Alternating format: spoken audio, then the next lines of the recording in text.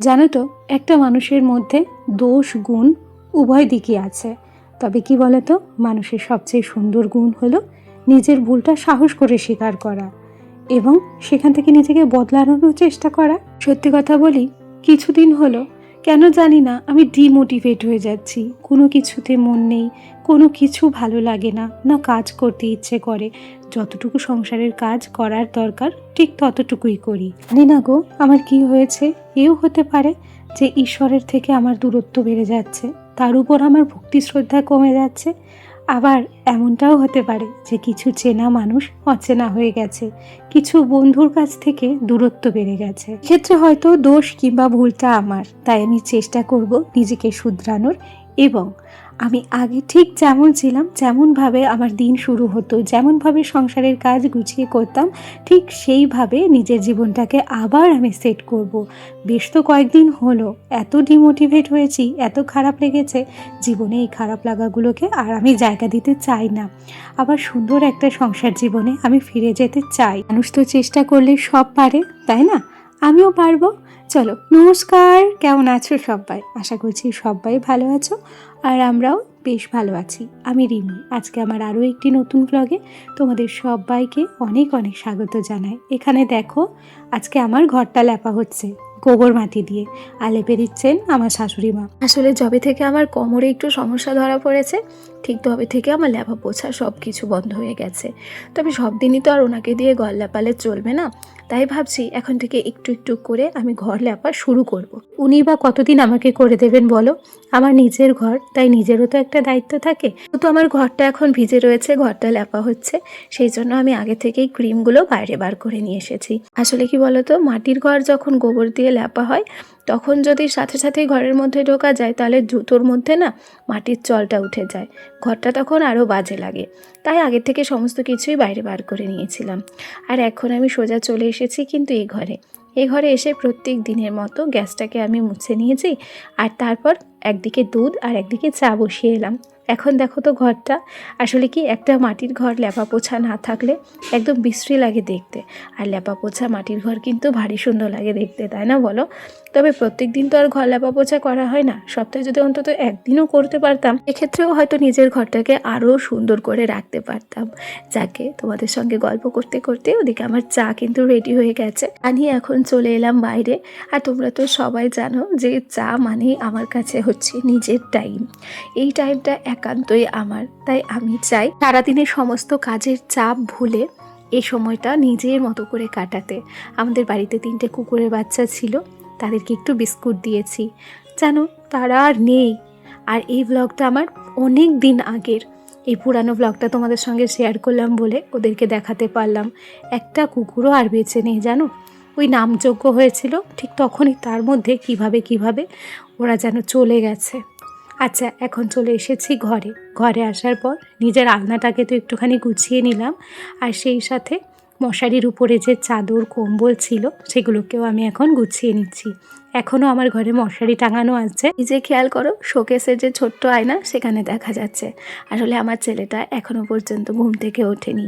আজকে আমি ভেবেছি আমার ছেলে ঘুম থেকে ওঠার আগে আগে আমি সমস্ত কিছু কমপ্লিট করব। আর সেই সাথে আজকে রান্নাবান্নার জন্য খুব একটা চাপ নেব না, আমার বর গেছে অফিসে। আর এই তো দেখো না, গল্প করতে করতে আমার সোনা উঠে গেছে, ওর জন্য দুধ কমপ্লেন রেডি করেছি। আর এখন একটা সাজানো গোছানো ঘর রেখে সোজা চলে এলাম সবজি বাগানে। ওদিকে ঘর তো গোছানো হয়ে গেছে, এখনও পর্যন্ত বিছানাটা গোছানো বাকি আছে। তবে যেহেতু আমার ছেলেটা উঠে গেছে, সঠিক টাইমে ওকে কিন্তু খেতে দিতে হবে। সোজা ঝুড়িয়াতে বাগানে এসেছি কি করতে জানো? শাক তুলতে। এখান থেকে তুলবো হচ্ছে পালং শাক, মেথি শাক, মটরের শাক। আর এদিকে দেখেছো ওলকপিগুলো কত সুন্দর হয়েছে, তবে বাঁধাকপিগুলো এখনও বাঁধেনি, ওরা এখনও পাতা ছেড়ে রয়েছে।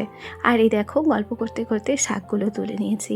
আর মেথির শাকটা দেখো কি দারুণ কচি, ভারী সুন্দর লাগে এই মেথি শাকগুলো খেতে জানো। আসলে বাড়ির জিনিসের স্বাদই কিন্তু আলাদা হয়। আজকে করব হচ্ছে খিচুড়ি। ওদিকে হচ্ছে চাল নিয়েছি, আর সেই সাথে নিয়েছি মুগ ডাল, মটর ডাল আর ছোলার ডাল। আমি যেদিনকে খিচুড়ি করি আমি চেষ্টা করি সব রকম ডাল দিয়ে খিচুড়ি করার, আর সেই সাথে শাক এবং সবজিও বেশি করে দেওয়ার চেষ্টা করি। আসলে আমার ছেলেকে না আমি সব রকম সবজিই খাইয়ে থাকি, তবে সেটা আমার মতো করে। ওর মতো করে যদি ওকে খাওয়াতে যাই তাহলে কিন্তু একটা সবজিও ও খাবে না। তাই এমনভাবেই রান্না করি যাতে সব রকম সবজি খেয়েও নেয় ঝামেলা ছাড়া, আবার বুঝতেও না পারে। যাকে চলো, খিচুড়িটা তো বসিয়ে দিলাম, আর এখন হচ্ছে গ্যাসের টেবিলটা একটু মুছে নিচ্ছি, আর সেই সাথে এই মশলা রাখার র্যাকটাকেও মুছে সোজা আমি এ ঘরে চলে এসেছি। ওদিকে খিচুড়িটা হতে হতে আমার কিন্তু বিছানা গোছানো হয়ে যাবে।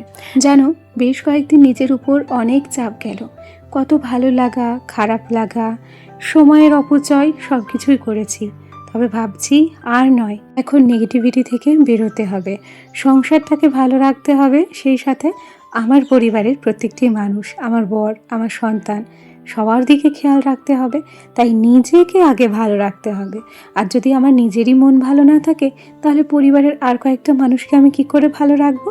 তাই ভাবছি নতুন উদ্যমে আবার আমি দিন শুরু করব। আবার সংসারের কাজগুলো ঠিক আগের মতো গুছিয়ে করব। জীবনে ভালো লাগছে না এই কথাটিকে আমি আর গুরুত্ব দিতে চাই না। নিজের মতো করে দিনটা শুরু করতে চাই এবং নিজের মতো করে দিনটা শেষও করতে চাই। যাই হোক, গল্প করতে করতে আমি কিন্তু কম্বলগুলো গুছিয়ে নিয়েছি এবং সেগুলোকে আলমারিতে রেখেছি। আর এখন সুন্দর করে বিছানাটাকে ঝেড়ে নিচ্ছি। জীবনে অনেক ঝড় ঝাপটা, অনেক কিছু আসে, সব রকম পরিস্থিতির সঙ্গেই নিজেকে মানিয়ে নিতে হয়। এবং হ্যাঁ, ভালো লাগা খারাপ লাগা অবশ্যই থাকে। কিছু সময় আমরা এমন ক্লান্তিতে ভুগি, এমন বিষণ্ণতায় ভুগি, তখন মনে হয় যে না, আমাদের দ্বারা হয়তো আর কিছু হবে না। এই নেগেটিভিটি থেকেও কিন্তু বেরিয়ে আসার চেষ্টা করতে হয়। আচ্ছা, ঘরের কাজ কমপ্লিট করার পর শোনার জন্য আমি খিচুড়িটা রেডি করে নিয়েছি, আর ওকে খাইয়ে এখন একটু ওকে পড়াতে বসেছি। যেহেতু আজকে সকালেও অনেকটা লেট করে উঠেছিল, আর সেই সুযোগে আমার সমস্ত সংসারের কাজকর্মও হয়ে গেছিল, তাই ওকে একেবারে খাইয়ে দাইয়ে পড়াতে বসালাম।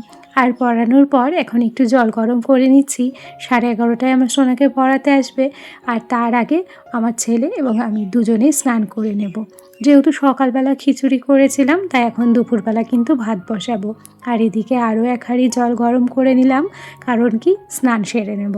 ভালোই ঠান্ডা রয়েছে, তাই এখনও কিন্তু আমরা হালকা গরম জলে স্নান করি। জানো, আমার গতকালকের ব্লগে লিপিদি আমাকে কমেন্ট করেছে, আমি আসাম দারাঙ্গিরি থেকে বলছি। দিদি আমাকে জানিয়েছে সে অনেকদিন আমার ভিডিও দেখতে পারেনি, কমেন্ট করতে পারেনি, কারণ তার মা অসুস্থ ছিল।